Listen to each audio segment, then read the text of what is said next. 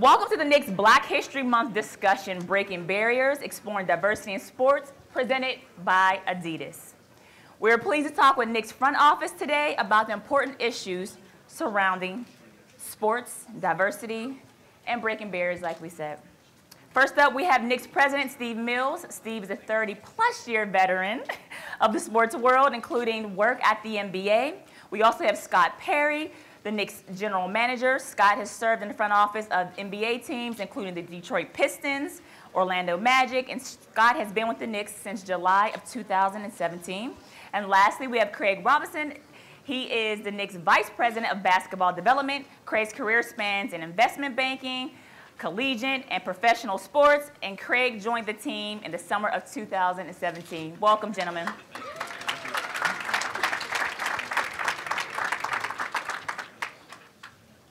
So we'll just jump right into it. Steve, for you, the Knicks front office is the most diverse in the league right now. Give it up for that. Can you comment about what that means to you and the Knicks and the sports just in general? Well, I'm really excited about it. It means a lot to me, but I will say that I didn't set out in June to create the most diverse front office in sports. I really started out with trying to find and surround myself with people that I was comfortable with, that I knew well, and I knew they brought different things to the table. So I look at, in a lot of ways, our diversity more along the lines of that we're all basketball guys, but we have diversity of experiences in terms of how we got there. I mean, I started as a player and played in South America, and then was a banker, and then went on to work at the NBA and ended up here at the Garden. Scott actually started as a banker as well and was a player, but he took his basketball journey in a different place through coaching and scouting and those kinds of things.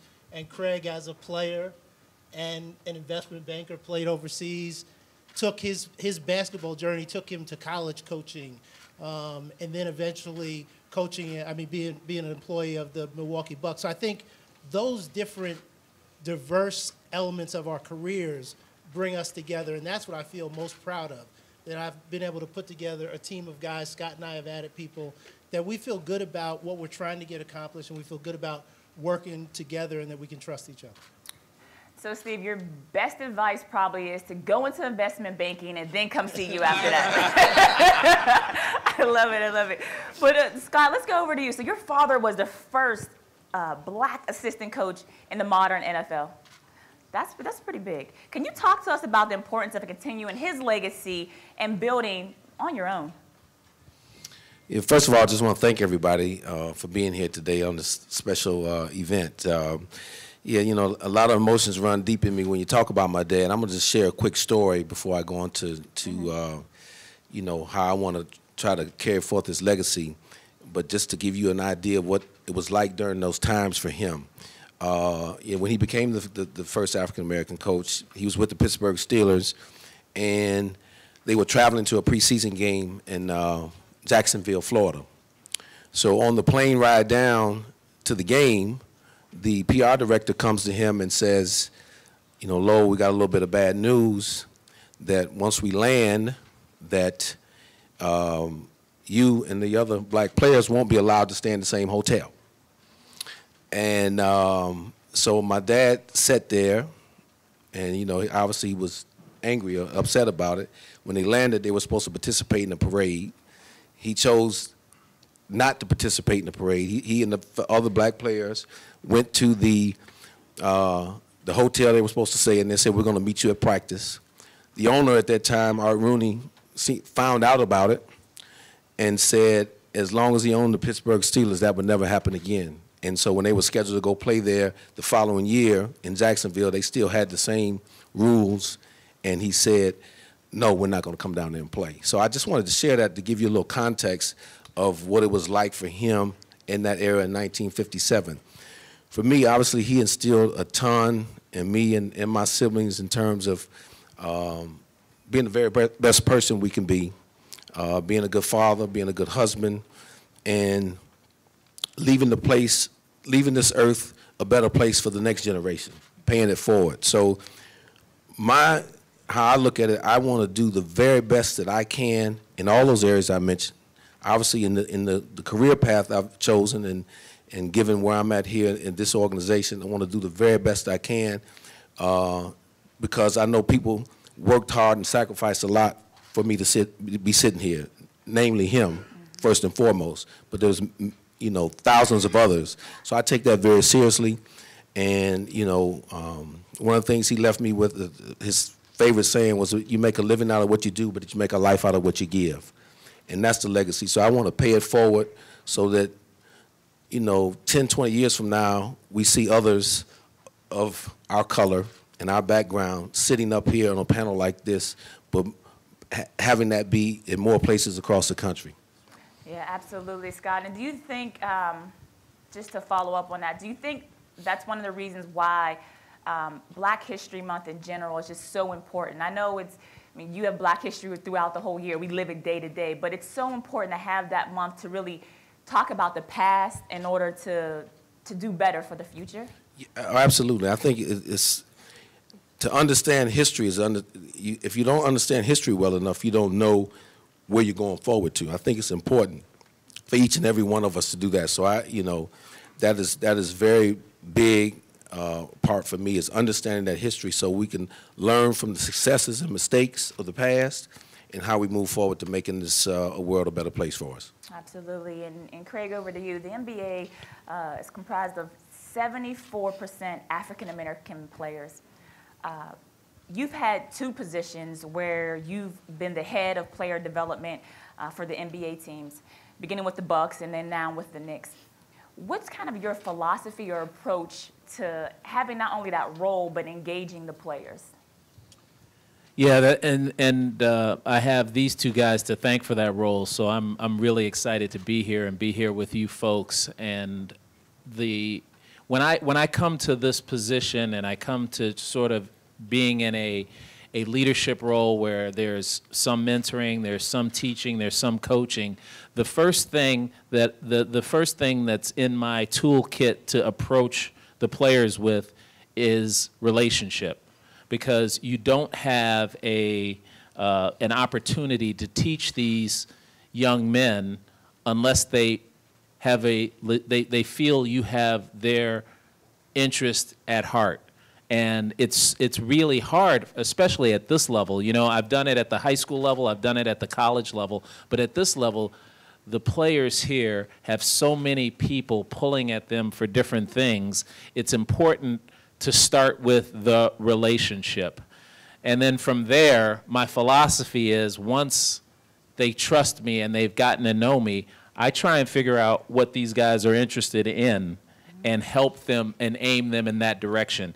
And it actually, ironically, and I'm not just saying that because you folks, saying what I'm about to say because you folks are here, but these guys need to learn how to network, because that's how you get to sit in a chair like this. You know, Steve and I have known each other for 35 years. Scott and I have known each other for a while now, but it's from different networks. So that's the real thing that a lot of these players don't learn how to do, because they're used to having people do everything for them. Mm-hmm. Absolutely. And Steve, just that same line of questioning, do you think it's important for the NBA in this space now creating kind of, whether it's player development and creating other positions, to make sure that they have the tools and to provide some of these things for the players?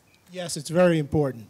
The NBA has a robust player programs group to try and help, and I was actually oversaw that department for about, I don't know, 5 or 6 years, where it's really designed to help a player, and we look at a player's life sort of in 3 segments. It's how do you transition into this life of all the money, all the people, as Craig talked about, coming at you with different things while you're trying to focus on your craft and what you're getting paid to do. So that's the first point.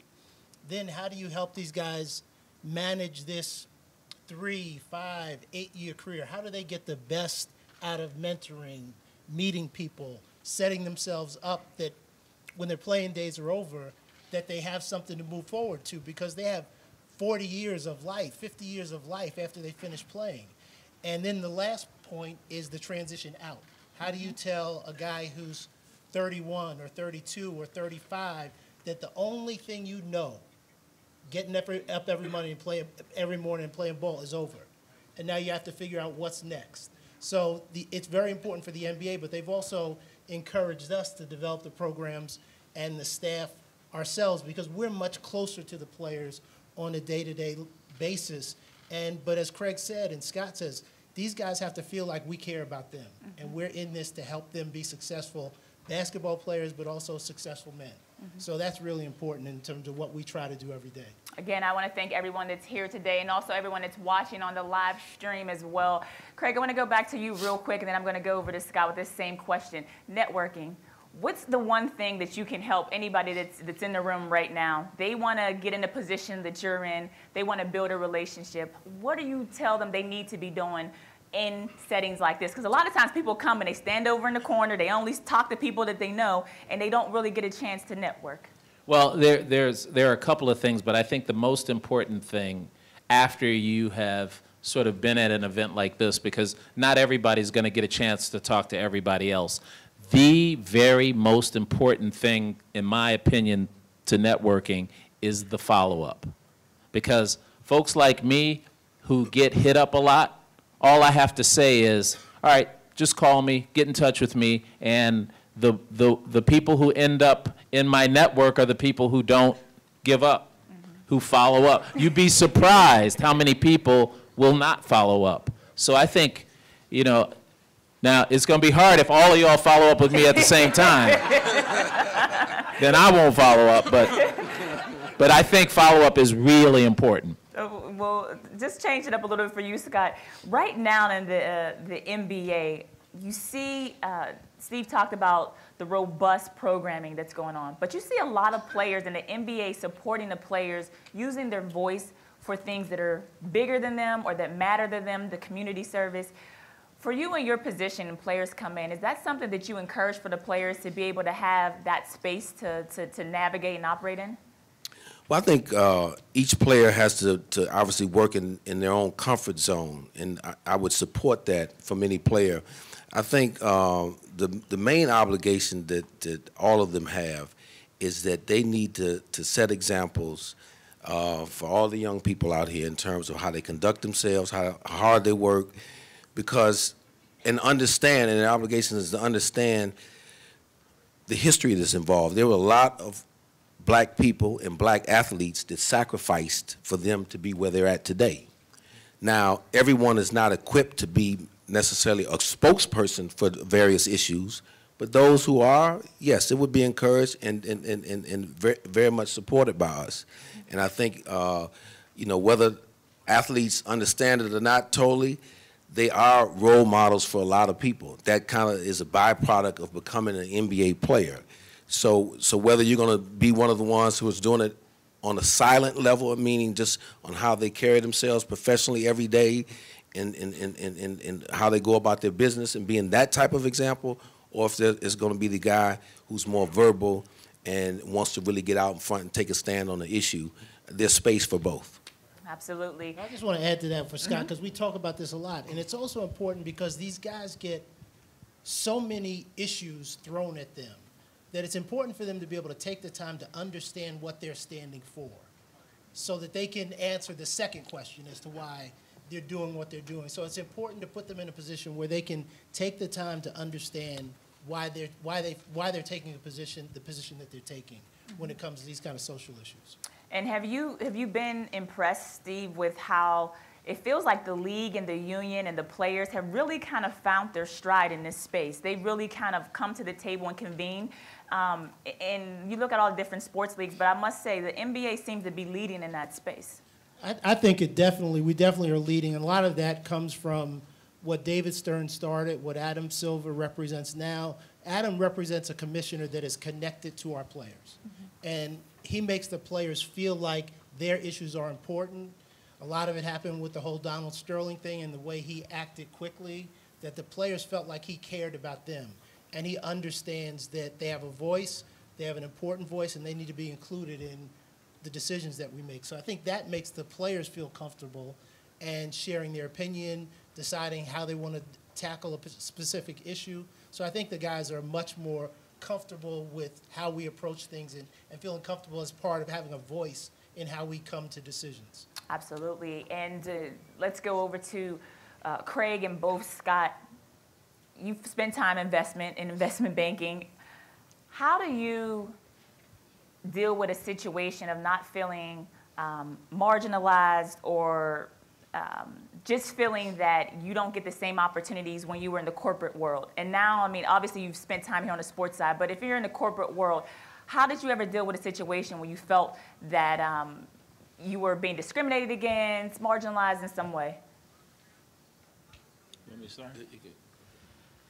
Well, that's a heavy question. But we got a little bit of time, so just give us a little. I'm gonna give you a little tidbit, and I always fall back on honesty and courage, and the way I deal with the way I dealt with situations in corporate America where I felt like I was being marginalized. I just went right to the person who I thought marginalized me and tried to help him understand that it would behoove them to get to know me a little bit better.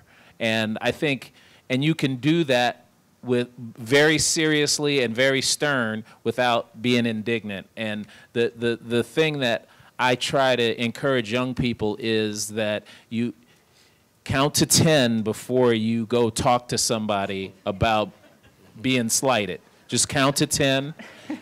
And then go and talk to them, and you'd be surprised how that just little bit of time for thought and for calmness makes you even more powerful when you deliver your message.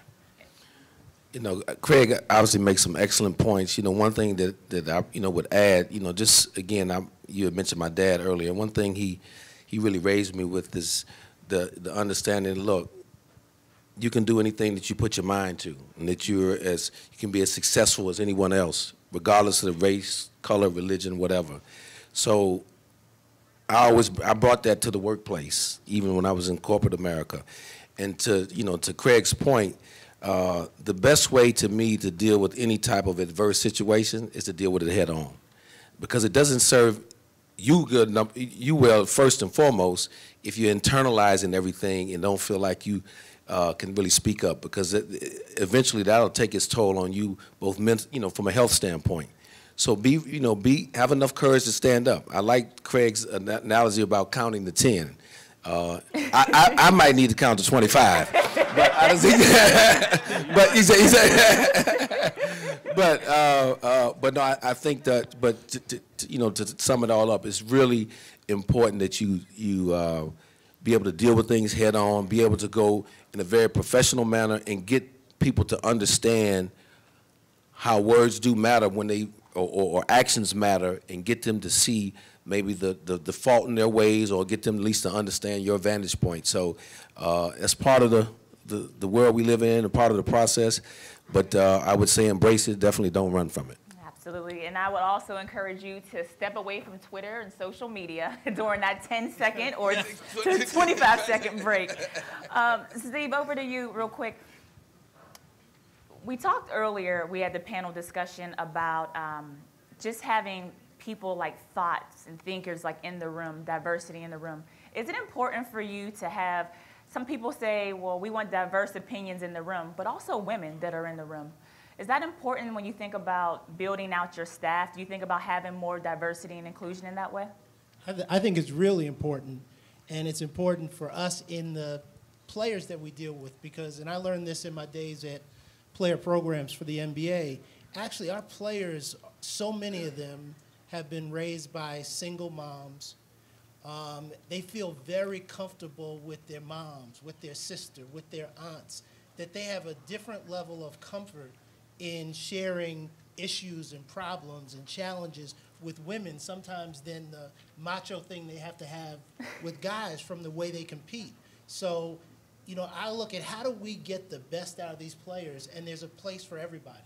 And I think just as when you're trying to sell a product to the general public, you want to have some Black and Latino and men and women involved in the process because those are your consumers. I think we have to get the best out of our players and surround them with men, women, people of different ethnicities. That's important in getting the best out of these guys. And at the end of the day, that's what we're trying to do. Mm-hmm. I'll ask each and every one of you the same question. what would you tell your younger self what you know now? What advice would you give to your younger self? I'd buy Apple stock when it first came out. I'm right there with you too, Craig. No, in all seriousness, you know what I would tell my younger self is, and this is, I'm sure a lot of you can relate to this. You know, when I was in high school and college, I was doing everything but really focusing on my academics. And I mean really focusing. I was a good student, but I was just trying to get good grades to get out. If I had it to do over again, I would just take the courses I was interested in. Just take courses I was interested in, because no one ever asked you what you majored in. And I would have gotten more out of the academic process. I think for me, it's just, I'd look back and say, really understanding patience and perseverance. I mean, I think that's a big part of who I am now and today, and my journey to get here. It's been a 31-year journey. But there was many times during my younger years that I felt impatient in the impulse to move or, you know, am I cut out for this, or is it going to happen, or just, you know, getting distracted in ways instead of just, you know, in which I eventually did, is just remain focused, remain committed, remain keeping the belief that eventually my hard work and perseverance was going to pay off. And so just patience, and I think that goes for a lot of young people, because a lot of, you know, we live in a society today, and I see all the young people coming today, instant gratification is so much a part of a lot of lifestyles today. But that's what I would say to my younger self. I would say to my younger self that, and I say this because I did everything to try and not do the right thing when I was younger sometimes, in terms of how you carried yourself. I tried to look as whatever the worst thing you could wear, I was wearing it, and trying to be like everybody else. And when I look back, Craig knows because he knew me, but I look back and my life was changed by a guy that I played basketball for when I was 16 years old in AAU basketball at Elmcore in Queens. This guy, you know, for whatever reason, his name was Cecil Watkins. For whatever reason, after I graduated from college, Cecil Watkins called my father and said, there's a job at the NBA, and do you think Steve would want to interview for it? And I took my resume, and that's how I started my sports career. That dude changed my life. But the point I'm making is about how you carry yourself. You never know when someone's watching you. He was watching me in the locker room. He was watching me in games, and he made the decision, the guy I'm going to call to see if he wants this job is Steve Mills. So you just never know how you carry yourself, who's making a decision that could change your life. And I wish I knew that more. It worked out for me, but I wish I had known more of it when I was a young kid. I would like to see some of those photos. I can't see. I got a couple. You got a couple? Okay, great. That's good.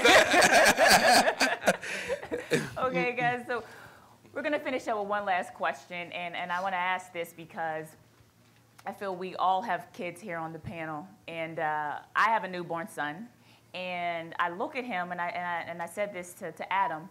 I said, when we go through the airport, everybody, doesn't matter race, creed, whatever, they come up and they look at him and they say, oh, he's such a cute little boy, and they just love and talking about him, right?